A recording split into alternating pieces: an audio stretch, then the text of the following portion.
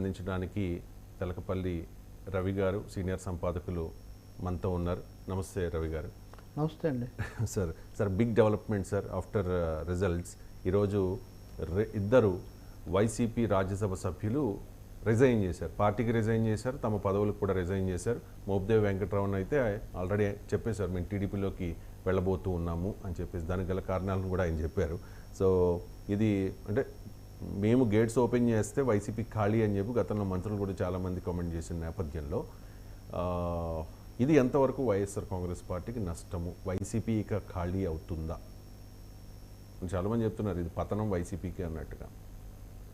Okay, ఇప్పుడు రాజకీయ పార్టీలు ఎన్నికల్లో ఓడిపోయి బాగా 11 స్థానాలకు పడిపోయాక ఖచ్చితంగా ఒక ప్రతికూలమైన వాతావరణంలో ఉంటాయి, ఇబ్బందికరమైన పరిస్థితి అందులో ఏం లేదు. అయితే పతనం అయిపోతాయి, ఇంక ఈ పార్టీ కనపడదు, ఆ పార్టీ కనపడదు, ఇట్లాంటివి చాలా జోస్యాలు విన్నాం. కానీ అన్ని పార్టీలు దాదాపు అలాగే ఉన్నాయి, కొద్ది పార్టీలు తప్ప. అలాగే తెలుగుదేశం అయిపోయిందని జగన్ చాలాసార్లు చెప్పాడు.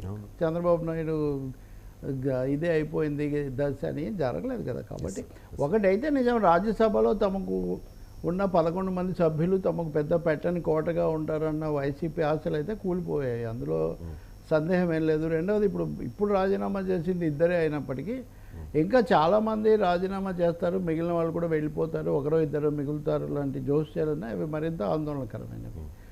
మూడవది మోపిదేవి వెంకటరమణ, సరే ఈ బిగ్ షాక్ ఏదో నిన్నటి నుంచి నడుస్తుంది కాబట్టి ఈరోజు సాంకేతికంగా రాజీనామా చేయటమే జరిగింది. వీళ్ళల్లో మోపిదేవి వెంకటరమణ వ్యాఖ్యలు ఈరోజు ఆయన చాలా వ్యాఖ్యలు దాదాపు అన్ని ఛానల్స్తో ఆయన మాట్లాడారు.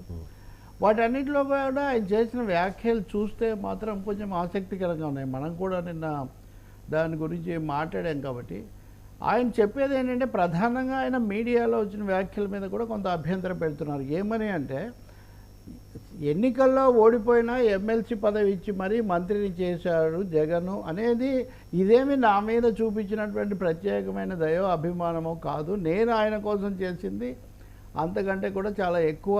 దీన్ని గుర్తించకుండా నా మీద ఈ వ్యాఖ్యలు చేస్తున్నారు, అందరూ ఆలోచించుకోవాలి అన్నది ఆయన తీసుకున్న అభ్యంతరంలో ఉంది. మిగిలినవన్నీ ఆయన చాలా జాగ్రత్తగానే మాట్లాడుతున్నారు. కానీ బహుశా కొంతమంది వైసీపీ నాయకులు ఎవరో ఇది ద్రోహం చేయటం అట్లా అన్నట్టున్నారు. నేనేం చేయలేదు, నాకు నా సీటు రేపల్లి ఇవ్వకపోయినా కానీ నేను సర్దుకొని కొనసాగాను. రాజ్యసభ మీద నాకు అసలు ఆసక్తి లేదు, అంటే రాజ్యసభలో రావడం చాలా పెద్ద నష్టం అని ఒక చర్చ జరుగుతుంటే ఆయన రాజ్యసభ నాకు ఆసక్తే లేదు, జగన్ బలవంతం వల్లనే నేను తప్పనిసరి పరిస్థితుల్లో రాజ్యసభ తీసుకున్నాను, ఇది నాకు స్థానికంగా రాజకీయం చేయడమే ముఖ్యం అనే మాట ఆయన చెప్తూ ఉన్నారు.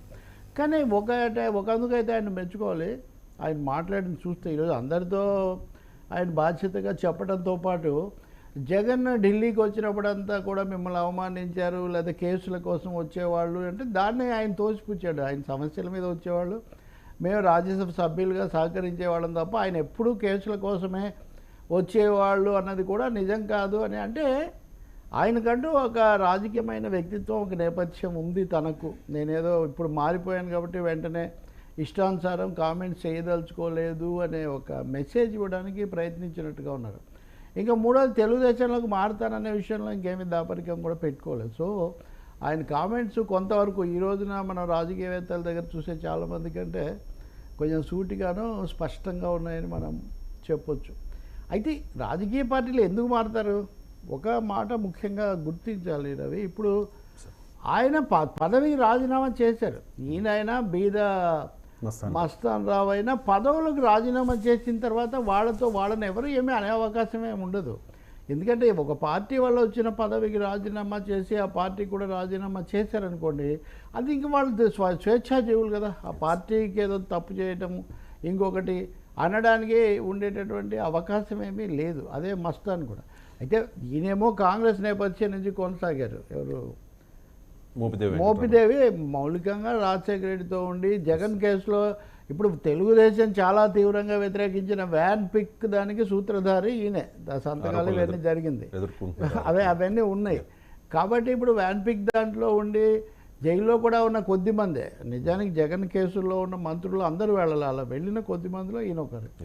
కాబట్టి నేపథ్యం స్పష్టంగా ఉంది. ఆయన వైసీపీలో ఇంకా కొనసాగదలుచుకోలేదు, టీడీపీతో తన రాజకీయ భవిష్యత్తు ముడివేయదలుచుకున్నాడు. ఆయన రాజ్యసభ సభ్యుడిగా ఉండరనేది కూడా స్పష్టమవుతుంది. చాలా మందికి వచ్చే డౌట్ ఏంటంటే ఈ ఆపరేషన్ ఆకర్ష్